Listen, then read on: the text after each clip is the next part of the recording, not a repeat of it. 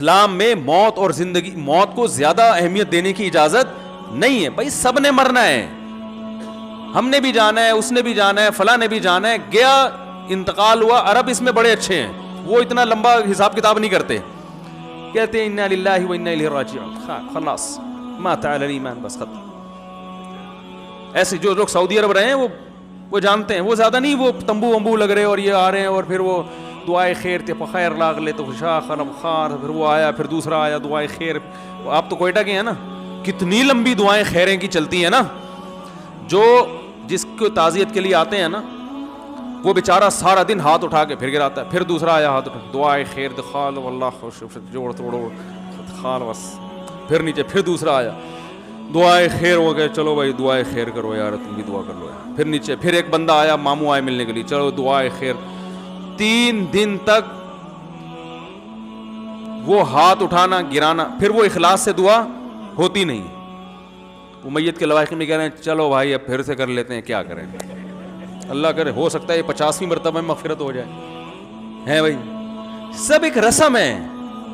اس لیے وہاں کے پی کے علماء بھی اس کو جائز نہیں سمجھتے. کسی سے بھی فتویٰ لے لیں آپ. پنجاب میں بھی ایسا ہوتا ہے. پنجاب میں کیا ہوتا ہے کہ رونے کے پروگرام چل رہے ہوتے ہیں باقاعدہ.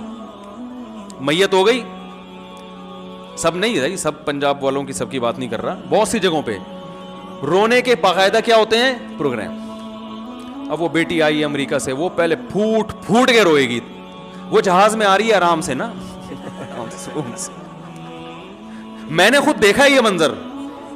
جہاز میں آئی آرام سے جناب، ایئرپورٹ پہ ٹیکسی میں بھی آرام سے، بڑے آرام سے تمیز سے آتے آتے جیسے ہی میت کی کسی لواحقین میں سے کسی میں، وہیں سے اسپیڈ شروع. مقابلے ہوتے ہیں، جو زیادہ رو رہا ہے اس کو زیادہ محبت ہے، جو چپ بیٹھا ہوا ہے اس پہ ابد کیا تجھے محبت نہیں ہے کیا. رونے کے کیا چلتے ہیں، مقابلے چل رہے ہوتے ہیں. نہیں رو تو اس کا مطلب ہے آپ کو تو محبت ہی نہیں تھی ابا سے.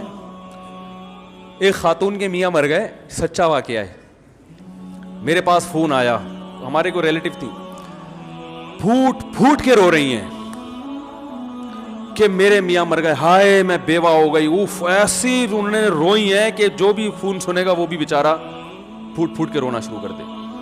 تو چونکہ ہمارے اب کیا زیادہ ڈیٹیل میں نہیں جانا چاہیے، تو ہم لوگ جب ان سے ملنے کے لیے گئے تو بالکل فٹ فاٹ.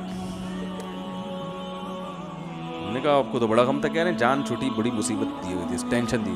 وہ بندہ ٹھیک نہیں تھا نا جس کا انتقال ہوا، وہ بہت ظلم کر رہا تھا اپنی بیوی کے اوپر، بالکل بھی ٹھیک نہیں تھا وہ آدمی. تو وہ ہے جان چھوٹی، اللہ کا فضل ہو گیا، اللہ نے خود ہی اٹھا لیا. لیکن اب مرنے پہ ایسا ریئیکٹ کرنا ہے وہ ایک مجبوری ہے. بھائی اگر ایسا ریئیکشن نہیں کیا لوگ بولیں گے واہ بھائی واہ، میاں مر گیا، رونا ہی نہیں آ رہا ان کو. تو یہ ڈرامے چل رہے ہیں زیادہ تر. اسلام میں حکم یہ ہے کہ بھائی کوئی میت ہو گئی تو 3 جملے کہو اور پتلی گلی سے نکل لو. اعظم اللہ اجرک، وہاں جاؤ تسلی کے. وہ بھی ہر آدمی نہ جائے بھائی، جن کے کوئی خاص رشتہ دار ہیں، جو ریلیٹو ہیں، جو جن کے جانے سے تسلی ہوگی سامنے والے کو، 3 جملے بولو جا کے بھائی اعظم اللہ اجرک، جو مصیبت آپ کو پہنچی ہے اللہ اس پہ آپ کے اجر میں اضافہ کر دے. واحسن عزاءک، اس غم پہ اللہ آپ کو صبر کی توفیق دے. وغفر لمیتک، اور مرحوم کی مغفرت فرمائے. 3 جملے کہے، 2-4 اور تسلی کی بات کریں اور پتلی گلی سے بولو بھائی نکل لیں. وہیں تمبو میں دھرنا مار کے مت بیٹھیں آپ، وہاں بیٹھ جاتے ہیں. اب اس کے لیے دودھ پتی آ رہی ہے، پھر چائے آ رہی ہے، پھر پانی آ رہا ہے. وہ میت کے رشتہ داروں بیچارے وہ کہتے ہیں یہ مرنا اتنی بڑی ٹینشن نہیں تھا جتنا یہ جو تعزیت کے لیے آنے والے یہ اس سے بڑی ٹینشن بن چکے ہیں. اور پھر بھی ہمارے ہاں تو اسلام کی برکت ہے، برداشت کی حد تک ٹینشن ہوتی ہے، ڈپریشن میں جاتا ہے، مرتا نہیں آدمی.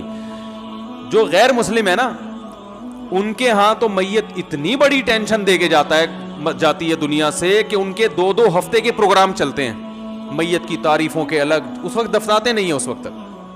پھر وہ ان کے کوئی پنڈت جی آ رہے ہیں، پنڈت کہتے ہیں، یہ پنڈت نہیں، مجھے کسی نے انڈیا سے کہا آپ نے مندر کو مندر بنا دیا اور پنڈت کو پنڈت بنا دیا. تو پنڈت لفظ ہے. وہ آتے ہیں پھر وہ پتہ نہیں کیا کیا پڑھتے رہتے ہیں، اس کے اوپر گھوڑے پڑھ رہے ہوتے ہیں، پھر اس پہ پیسے لے کے جاتے ہیں. وہ کئی ہزار روپے کا وارثوں کا خرچہ ہو جاتا ہے. ہمارے یہاں اسلام نے کہا خرچہ کرنے کی چندہ ضرورت نہیں ہے، صرف خرچہ ہوگا میت کے کفن کا ہے بھائی، میت کی قبر کا. قبر خود کھودنا نہیں آتی تو گورکن کو پیسے دے دو. اس کے علاوہ تیسرا کوئی خرچہ نہیں ہے، اور یہ خرچہ بھی میت کے وراثت کے مال میں سے ہوگا. جتنا مال چھوڑ کر گیا ہے نا اس میں سے پہلے یہ کفن دفن کا خرچہ نکالو. کفن کے کتنے پیسے خرچ ہوتے ہیں کفن پہ. وہ بھی یہ کہ جب اگر کوئی گھر میں کسی کی قمیض پھاڑ کے جو ہے نا کفن بنا دو. صحابہ تو ایسے ہی کرتے تھے, الگ سے کپڑا تھوڑی خریدتے تھے. حضرت ابو بکر کو جب کہا گیا نا یہ کپڑا, تو انہوں نے فرمایا زندوں کو پہناؤ, ہمارے لیے نیا کپڑے کی ضرورت, ہمیں پرانے کپڑے میں دفن کر دینا. وہاں قبر میں جا رہے ہیں نا, وہاں کون سا کوئی, وہ تو فرشتے آئیں گے دیکھنے کے لیے, وہ تو اعمال دیکھتے ہیں, وہ آپ کے کپڑے تھوڑی دیکھیں گے. تو ٹینشن نہیں لو بھائی, زندگی کو کیا بناؤ, ہلکا ہلکا بناؤ, کاموں میں ٹائم لگاؤ. اب جو دنیا سے چلا گیا وہ واپس نہیں آئے گا, اب آپ نے کرنا ہے اس کے لیے مغفرت کی دعا. جو غم خود سے ہو رہا ہے وہ تو ہوتا ہے, وہ تو نیچرل ہے, وہ تو نبی کو بھی ہوتا تھا, آنکھوں سے آنسو ٹپکتے ہیں, بس کافی ہے. چیخنا چلانا, آپ صلی اللہ علیہ وسلم نے میت پر چیخنے چلانے والی عورتوں پر لعنت فرمائی ہے. کتنا بڑا جرم ہے. اور آج میت پہ عورتیں چیختی ہیں کہ نہیں چیختی, ہاں ہاں ہاں ہاں کر کے, اس کو کمال سمجھتی ہیں. کمال صبر کرنا ہے, چیخنا چلانا کمال نہیں ہے. عورت کے لیے سب سے بڑا غم اس کے بچے کی موت ہے, کیونکہ عورت کی سب سے محبوب چیز کیا ہوتی ہے, بچہ.